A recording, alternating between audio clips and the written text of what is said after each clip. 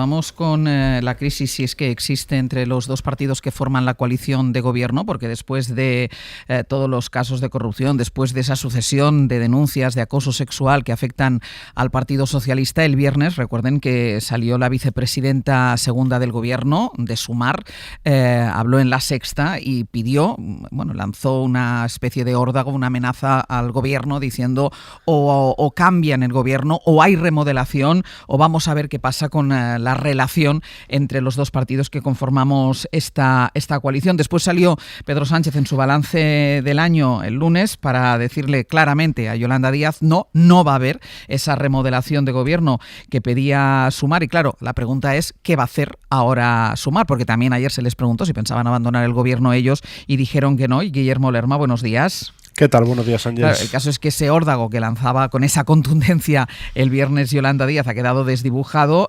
Sumar pide una reunión con el PSOE, pero la noticia ahora es cómo se lo ha tomado el PSOE. En privado los socialistas hablan de la petición así como con sorna, en público hacen un poquitín, usan más la ironía. Desde luego no hacen ver que les preocupe el órdago de Sumar y de hecho el PSOE no va a enviar ningún ministro a esa reunión entre los dos partidos.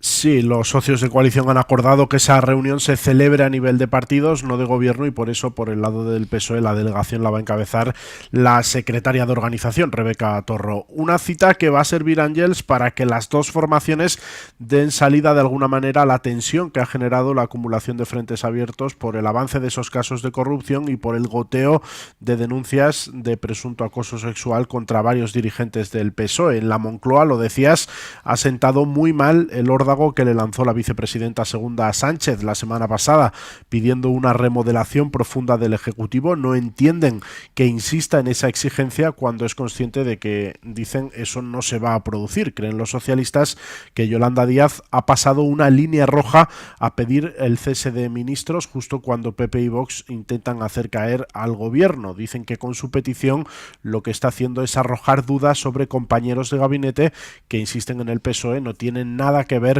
con esos escándalos. Celebran que la líder de Sumar haya rebajado ahora todo a una reunión urgente sobre la que ayer, lo decía Ángels, ironizaban en público algunos ministros del ala socialista. Todo mi respeto y todo mi cariño para Sumar y para la vicepresidenta del gobierno, Yolanda Díaz. No tengo más que buenas palabras y buenos pensamientos. Y lo que se trata es de ofrecer sacrificios en el altar. No sé si tampoco en la propuesta que hace la señora Díaz se incluyen los ministros de Sumar. No sé si también hay que remodelarlos a ellos. Bueno, decía de una reunión. Por supuesto, nosotros es que casi me atrevería a decirle que es que las reuniones con Sumar son a diario. Creen en el PSOE, Ángels, que para llegar a este punto de reducir todo a una reunión no hacía falta generar esa tensión interna. Están dispuestos, dicen los socialistas, a acelerar las medidas de lucha contra la corrupción prometidas por Sánchez en julio, aunque en Moncloa niegan retrasos o que no se haya hecho nada. Se aferran a que 13 de las 15 reformas han iniciado ya su tramitación. Lo cierto es que el único paso que se ha dado es abrir a consulta pública el anteproyecto de ley en el que se van a incluir. Los socialistas creen en definitiva que Díaz se ha dado un tiro en el pie con esa estrategia. Le recuerdan en privado algunas voces que nadie en el PSOE se planteó pedir una remodelación de Sumar cuando, por ejemplo, estalló el caso contra Íñigo Errejón. Guille, gracias. Hasta luego. Claro, es que dentro de Sumar había incluso quien no sabía que Yolanda Díaz iba a plantear su respuesta en esos términos de desafío, lanzando ese órdago. Lo que queda claro es que como estrategia de presión, funcionar no les ha funcionado. Josué Coello, buenos días. Hola de nuevo, Ángel. Y ha acabado por meter a Sumar en un lío. Y la pregunta ahora es cómo piensa salir de este lío, porque no solo su palabra, la de Yolanda Díaz, ha quedado comprometida, también se ha producido cierto malestar en alguno de los partidos que conforman Sumar. Sí, en la coalición de Yolanda Díaz asumen que la reunión es ahora ya la única ventana que les queda abierta para poder presionar al PSOE, que ponga en marcha medidas contra la corrupción y reactive la agenda social, dicen, para cambiar el paso. Dan por hecho que la estrategia ya solo puede pasar por ahí, por lo que hay voces dentro de Sumar que consideran que el órdago lanzado por la vicepresidenta el viernes debería haberse planteado en otros términos y ahora creen que se ha perdido una inmejorable oportunidad de presionar al socio mayoritario en un momento, dicen, de máxima debilidad socialista. Y es que ayer era la propia Mónica García, ministra de la cuota Sumar, la que en Televisión Española reconocía que ella desconocía el órdago.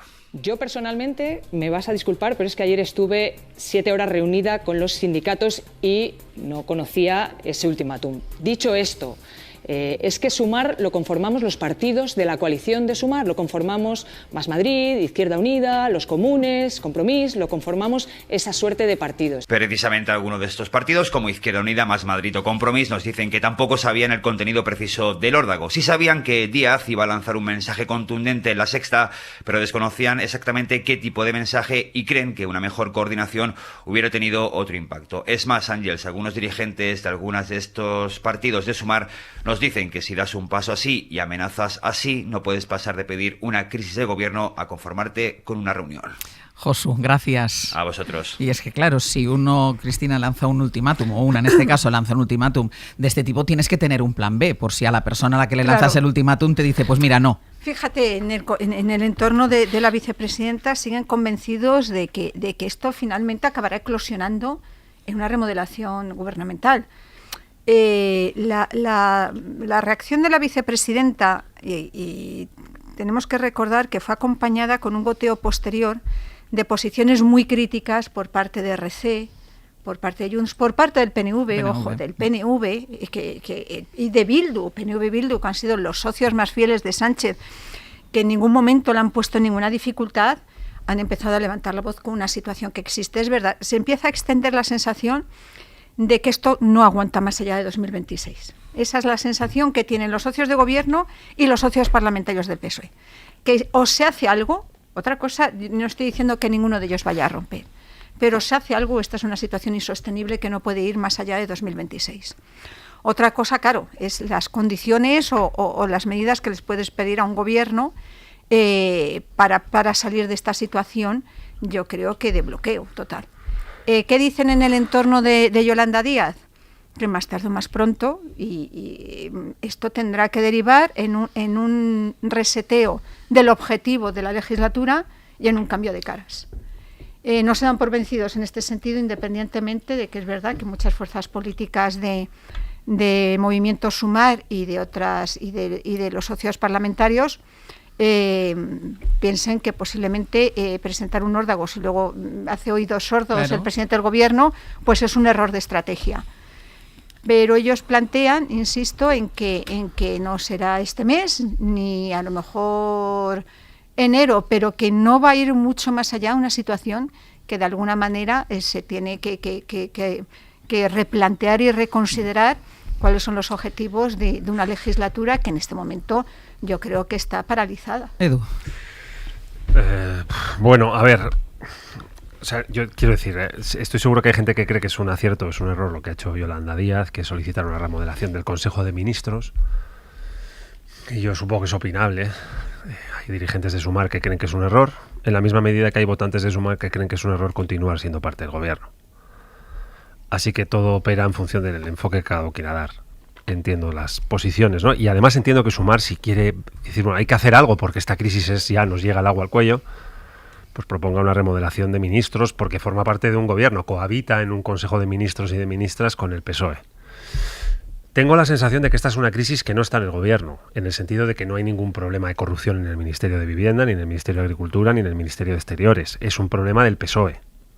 Los casos de corrupción, 2 secretarios de organización en la cárcel, no sé cuántos imputados, el caso este de Leire Díaz, lo de la SEPI, Koldo García, todas las derivaciones o subtramas de acoso sexual, agresiones sexuales que estamos viendo del señor Salazar, este genio de la estética, y otras personas y otros nombres que han ido apareciendo. Todo no sucede dentro del Consejo de Ministros, sino que sucede dentro de un partido, de los dos que configuran la coalición de gobierno.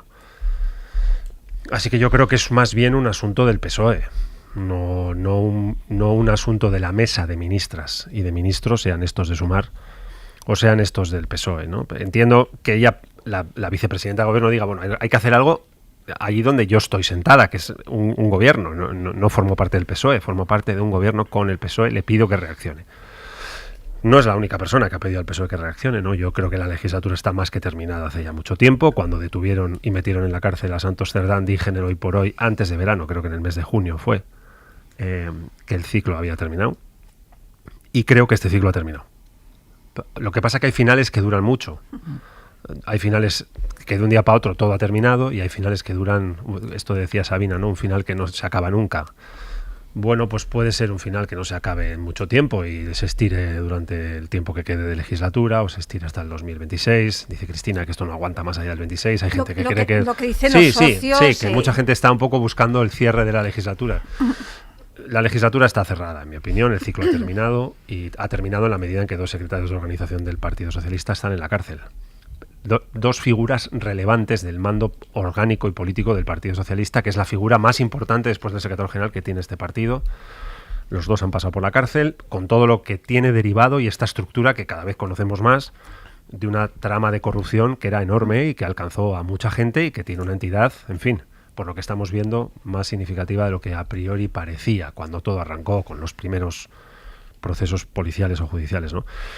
Así que bueno, vamos a ver en qué termina. Yo no sé si esto va a terminar en una remodelación de ministros, no sé en qué va a terminar, pero creo que más que dentro del Consejo de Ministros, la crisis se sitúa dentro de un partido. Bueno, y quien es el secretario general del partido es el presidente del gobierno. Lo digo porque no sé si se equivoca en el tiro Yolanda Díaz. Es decir, tú puedes cambiar los ministros, pero quien sigue sentado presidente del Consejo de Ministros es el secretario general de ese partido, que es el que tiene el problema. Sí.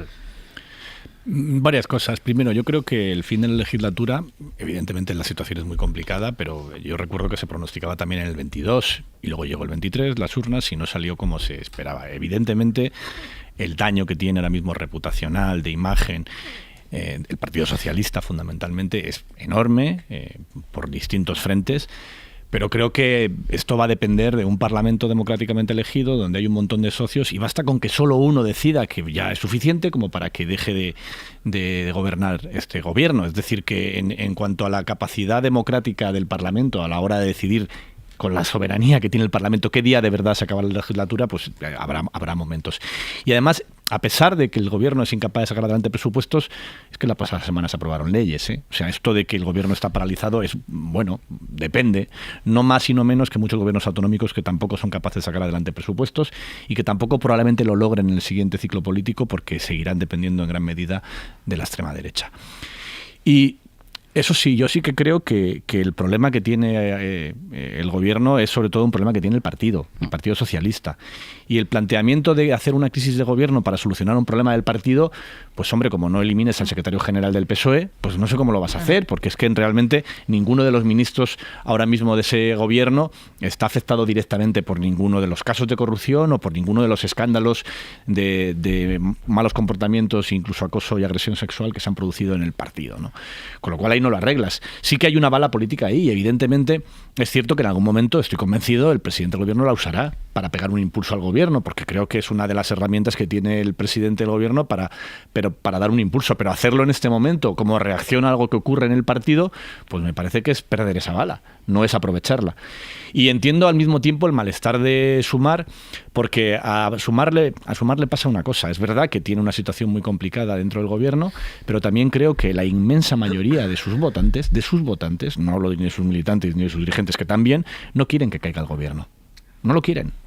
No lo quieren porque estamos en una situación anómala por muchas circunstancias. Sí, es anómalo tener a 2 secretarios de organización del Partido Socialista, uno en prisión, el otro imputado también por corrupción, y es anómalo todo este tipo de escándalos que estamos viendo, pero al mismo tiempo también es muy anómalo la amenaza real de que nos gobierne un partido que quiere ilegalizar a otros partidos, que quiere acabar con ellos, con los derechos de determinados ciudadanos y determinadas personas. Y que la alternativa de gobierno a este gobierno dependa de esa anomalía es lo que permite que en una situación que en normalidad democrática provocaría la caída del gobierno, pues no lo haga. Porque muchísimos votantes, muchísimos diputados, en fin, es que basta con uno de los 350, ¿eh? Es que en realidad está muy repartida la responsabilidad y la decisión está muy compartida de manera unánime a que el gobierno siga. Y yo me atrevería a decir que no solamente entre sus diputados, sino también entre sus votantes. Yo es que creo, un último comentario, que es imposible encapsular todo lo que está pasando en que esto es en el ámbito del PSOE y poco o nada tiene que ver con el gobierno de ese partido. Y de hecho lo hemos visto 1000 veces e incluso lo podemos ver en la remodelación, la famosa remodelación del gobierno de julio de 2021, que si tú quieres un impulso político, pues muchas veces ha echado mano de una remodelación ministerial para intentar pues dar una imagen renovada, una imagen de que se abre una etapa nueva y una imagen de que tu voluntad, pues sí, efectivamente, seguir adelante con la legislatura, a lo mejor tienes que reaccionar de alguna manera. ¿Quiere decir que esto, bueno, la trama Koldo y Ábalos y Santos Cerdán empieza a afectar a más ministerios más allá del Ministerio de Transportes, no digo a los ministros actuales, pero empieza a implicar a más ministerios, como entre otros el Ministerio de Transición Ecológica, por ejemplo. Pero no es decir, bueno, esto es un problema que tiene el partido, con una remodelación ministerial no solucionas los problemas, pero sí puedes intentar dar una imagen de un nuevo impulso para que te justifique, entre otras cosas, tu pretensión de aguantar hasta el final de la legislatura. Y no puedes decir, bueno, eso es una cosa del PSOE que no tiene que ver con el secretario general, que es presidente del Gobierno, y con muchos de sus ministros que están al frente de ministerios a los que se está apuntando en informes de la UCO y de la UDEF. Por ahora, lo que sabemos de esos nexos son muy endebles. Muy endebles. No, yo no estoy diciendo, a ver, Ignacio, que estén implicados ministros actuales. No estoy diciendo eso. Lo que no se puede decir es que este solo es un problema del PSOE. O sea, políticamente esto afecta a la acción del Gobierno.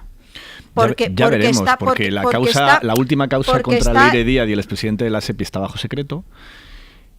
Hay las pocas cosas que sabemos de ella. Efectos de opinión pública y de imagen. Bueno, pero si hablamos de opinión pública y no de hechos, a lo mejor hasta te doy la razón. Pero es que es otro tema. Estoy hablando a efectos de que tú quieras trasladar. Efectos de opinión pública, este gobierno es ilegítimo desde el 23. No me refiero a eso. A que tú quieras trasladar a los ciudadanos. A que tú quieras trasladar a los ciudadanos que bueno, que sí, que estás arrastrando un montón de problemas, pero que lo que quieres es optar, pues eso, por una... siempre nos venden las remodelaciones de gobierno en ese sentido. Se abre una nueva etapa, le explicó Pedro Sánchez, no, es que después de la pandemia creo que había que abrir una nueva etapa. Pues tú dices, bueno, estamos en una etapa en la que estamos todos los días en los medios de comunicación, no precisamente por temas de gestión, sino por temas de corrupción, de acoso sexual, de tramas que nos sorprenden día a día, y lo que yo necesito es dar un nuevo impulso a mi gobierno. Yo te doy la razón. La opinión publicada cree que este gobierno, una parte de la opinión publicada, le pone un 40%, le pone un 0 al presidente del gobierno y querría que fuese encarcelado. No te digo ya que dimita. Eso es así. Pero hay una anomalía en la opinión publicada. ¿Por qué Isabel Díaz Ayuso, que tiene su gobierno 1000 problemas, igual de graves o más que los que tiene este gobierno, pues está aplaudida por determinados medios de comunicación? Y eso genera, además, hablaba antes de la anomalía de la extrema derecha. Yo creo que hay un desgaste evidente también. Hay una anomalía judicial. Porque para duda. mí no es igual Santos Cerdán que Begoña Gómez. Es que ni se parece. Y en un caso veo una persecución judicial injusta y en otro un caso de corrupción. Y en mezclar ambas cosas genera entre una parte de la sociedad y del electorado una sensación de injusticia.